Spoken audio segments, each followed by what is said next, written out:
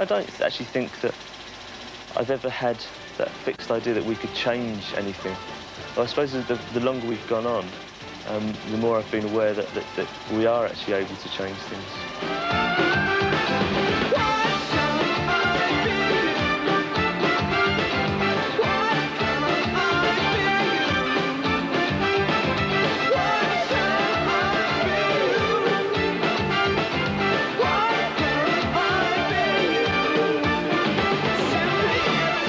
Seems to have, like, at different points, every member of, like, a family that you could wish for, really. It's not work. It never has felt like work to me. It's like a school gang. There's 5 people enjoying themselves.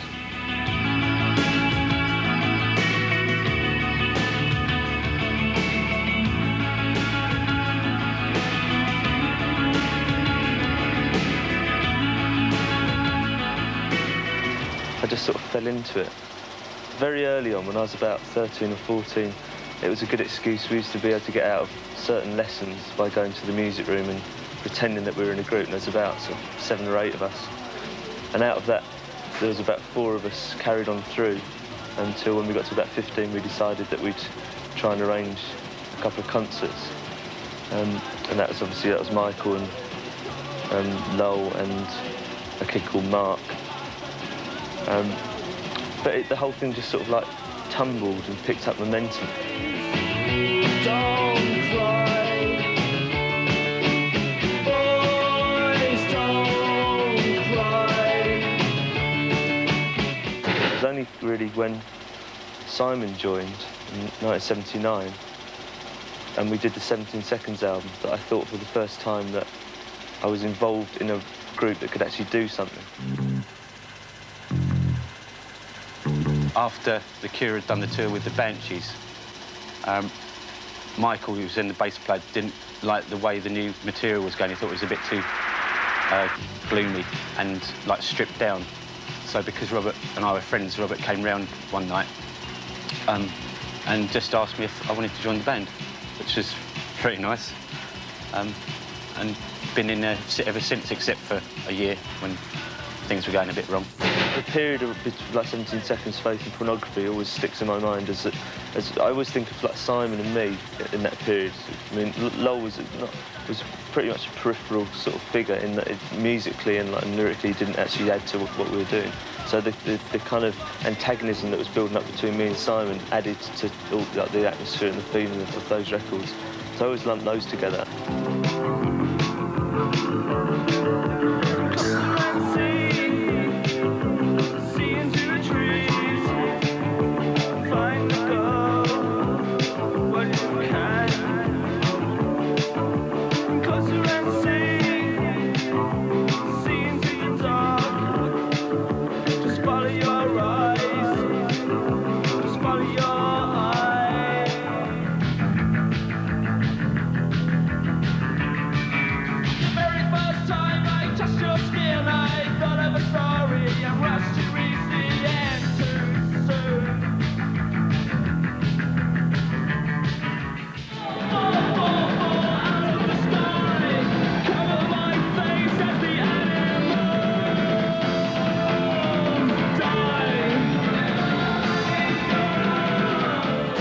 The stuff, the Let's Go to Bed and the Walk and the Love Cats, and that was all I lumped together.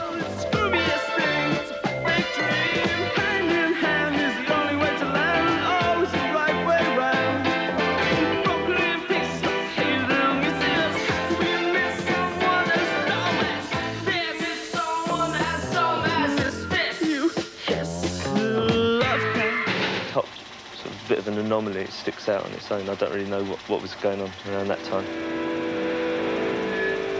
I went to art school after leaving them and just started working on the covers. And about the time of, well, it was the Top when I was working on that, and he needed a guitarist for the tour. I just said I'd step in and do it. No, I haven't gone out. It's a long tour.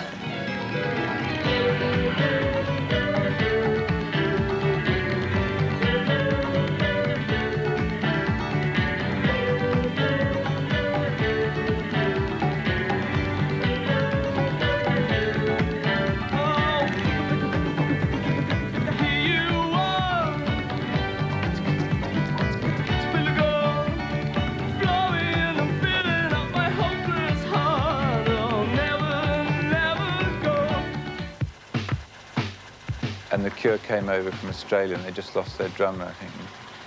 They'd sort of had various problems, had to be sent back to England. And I knew Phil Thornley was playing bass with the Cure then, and because he was engineering Thompson Twins stuff. So he suggested I did it. So I'd sort of joined them halfway through their American tour. Yesterday I got so old I felt like I could die. Yesterday I got so old it made me want to cry. Go on, just walk away. Go on, your choice is made. Go on, and disappear. Go on, away from here. And I know I was wrong when I said it was true, that it couldn't be me and me her in between without you.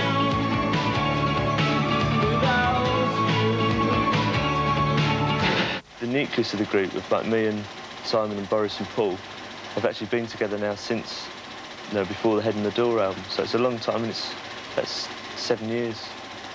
It's actually longer than most groups exist anyway. So it makes me laugh if people say, oh, the Cure, it's quite an unstable lineup. And even like answering these questions about the people that have been in and out of the Cure, it's over like a 15-year period. So it isn't really that many, because I mean Simon and Paul left, but they came back. So there's still only been 6 people that have been in the Cure and are no longer in the Cure. So it's not too bad a turnover rate. I think.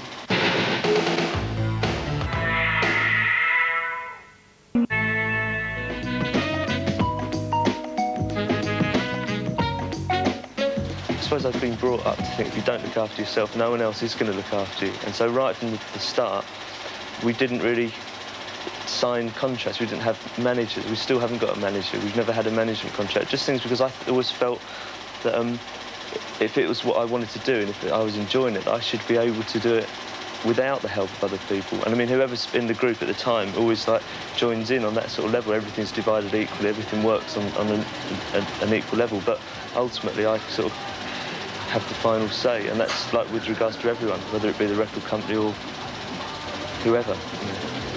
However I smile the most. So let me hold it up just one more go. Holding it up just once more.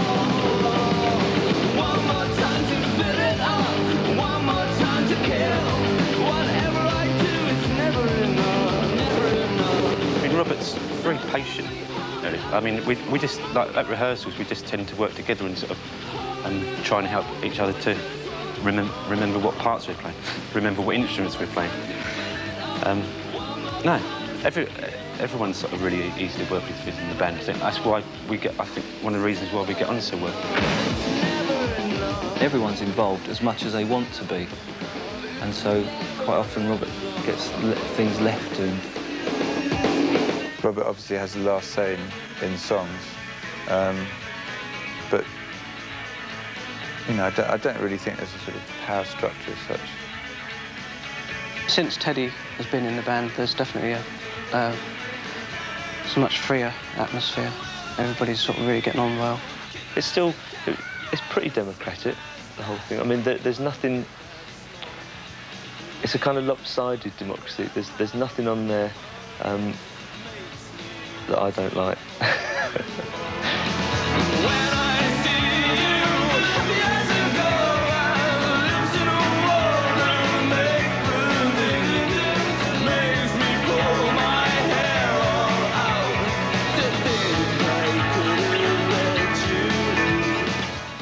With Wish, we all wrote stuff at home on Porter Studios, and then got together a couple of times and listened to each other's tapes. And we just get drunk and sort of vote on each other's songs until we had about 30 that we liked, and we started to demo them and cut it down to about 25 songs. Also, the songs changed along the way as we demoed them. Everyone put in different ideas, and a few songs actually got written in the studio. Sort of came out a lot out of us playing together. This is where I tell a completely different story from everyone else. If I was being really horrible, I would, but I won't. It's been the same since the Kiss Me album. In fact, it's the idea of, like, I mean, everyone just records at home anyway. I think they would whether or not they're in the group. I know that I would. And I suppose if you've hit on something that you think's suitable, you take it along to one of our listening nights. And the next day, I sort of come to, and I've got these sheets of paper with meaningless marks and scores in them and titles that I don't understand, and I try and make sense of it all. Sometimes we would spend the night just rolling about on the floor. And I remember, even though it felt soft at the time, I always used to wake up sore. I have a feeling, just an instinct as to what I want the group to do. And sometimes it's really strong, and it becomes very concrete very quickly, and other times it's very vague.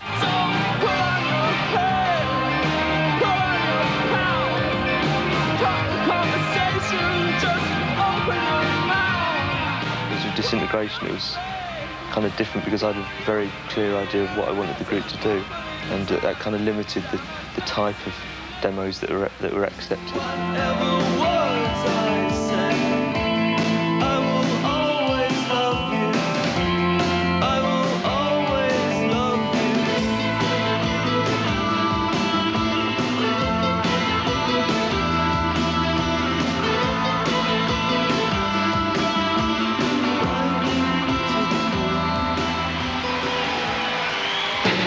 About an hour before each concert we play, I started to shake terribly.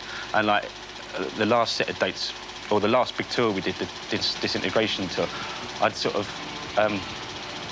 would have leg movements on the stage, but they weren't actually me moving my leg, it's me just trying to stand up still, because my legs used to shake. But then about half an hour into the set or whatever, you tend to relax, well, most nights, hopefully.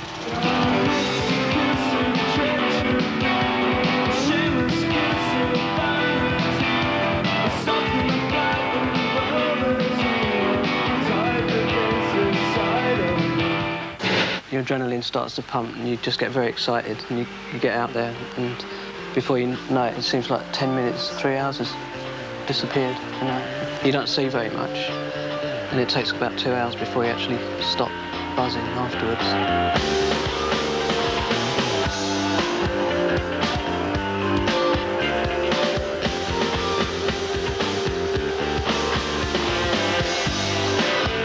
Personally, I think I prefer playing live. It's much more immediate, and recording sort of sometimes can be a bit mechanical.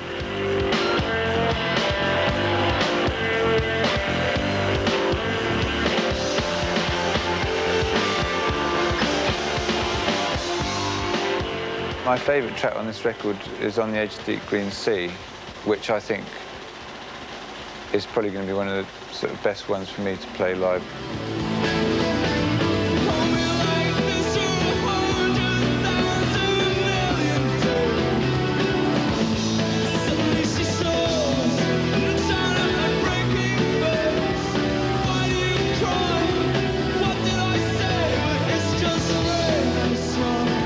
It makes sense of a lot of what we do, the live performance side. I think as long as the group keeps going, we should play concerts, however infrequently, because you sort of, it just makes it more complete, it's more satisfying. I don't think I'd really enjoy being in a studio band that just did videos and photos and did the occasional PA. I don't think that'd be very satisfying.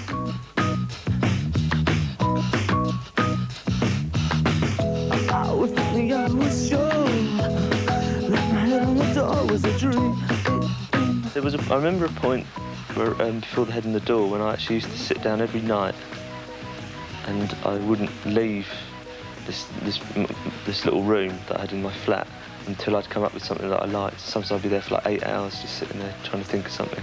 And I did that as an exercise, just started to, sort of looking back, to punish myself almost, but because I figured that if you got into practice the same as anything else, the more you practice, the better you get at it. But the weird thing about writing music is that isn't true. It's like because you can just have one good idea, and it's 100 times better than sitting there thinking, what chord should follow this?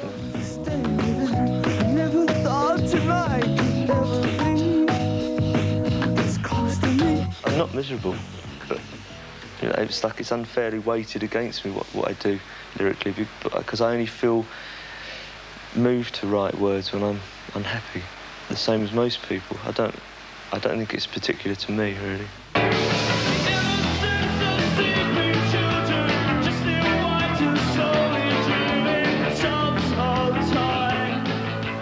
I don't know what he'd do if he didn't let it out, like, in his music.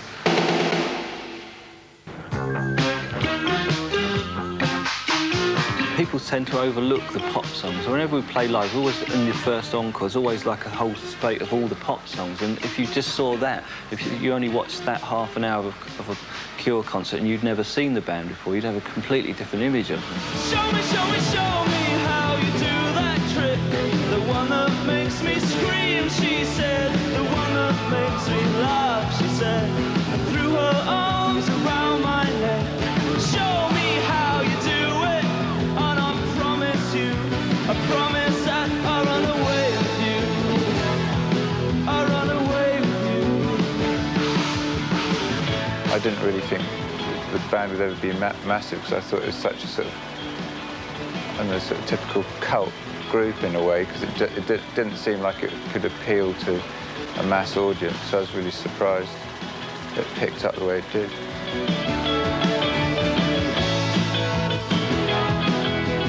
I think it's just everybody being honest with what they want to do, and everybody else letting that happen. You know, if you feel like you want to play a certain way, everyone will tell you they hate it or they like it, but there's no sort of saying, oh, well, that'll be good because it'll fit in with what's going on now. Why are you so far away? She said, won't you ever know that I'm in love with you? That I'm in love with you. With us, I think we don't take ourselves very seriously as people. I mean, obviously we take what we do very seriously, but we never, or hopefully we never get pompous and think, you know, that we're in a group, we're special or anything like that. And we can't ever take ourselves on stage that seriously.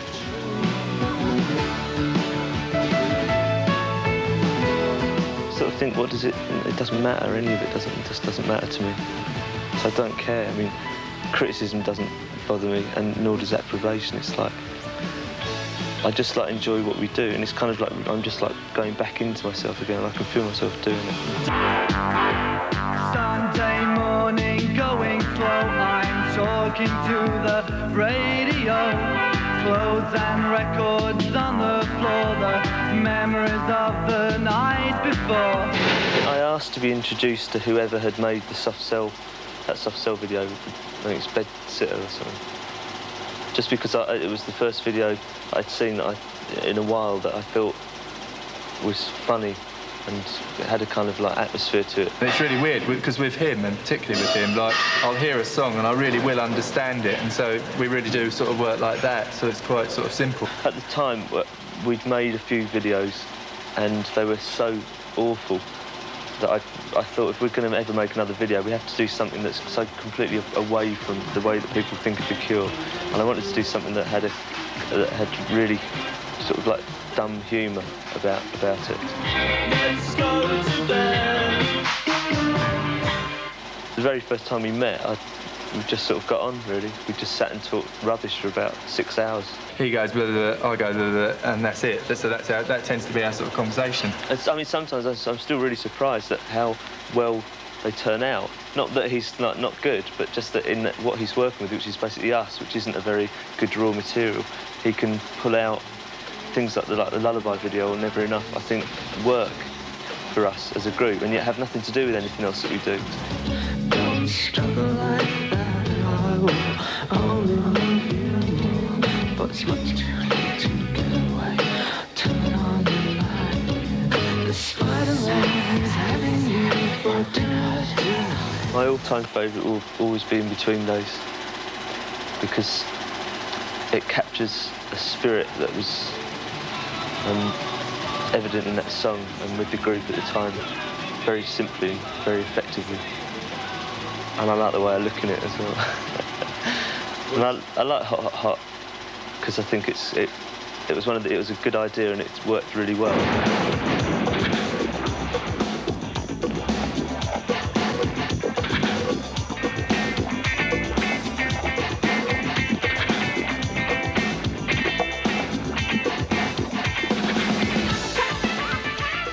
next one, Friday I'm in Love, that will change the way videos are made.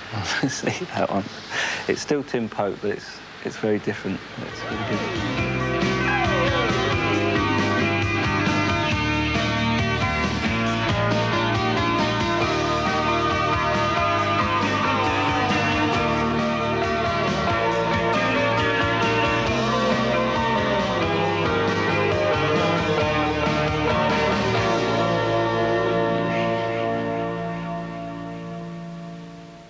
I actually quite miss not playing on stage. It's a bit worrying, really, because I haven't missed it before. It worries me because I always felt if I didn't miss it, there would never be any problem with me stopping.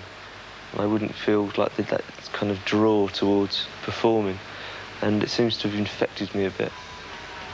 I don't think it's very healthy, really, because I've never felt comfortable performing, and I don't really think I should start now. Yeah, so I try and lose that kind of comfortable feeling.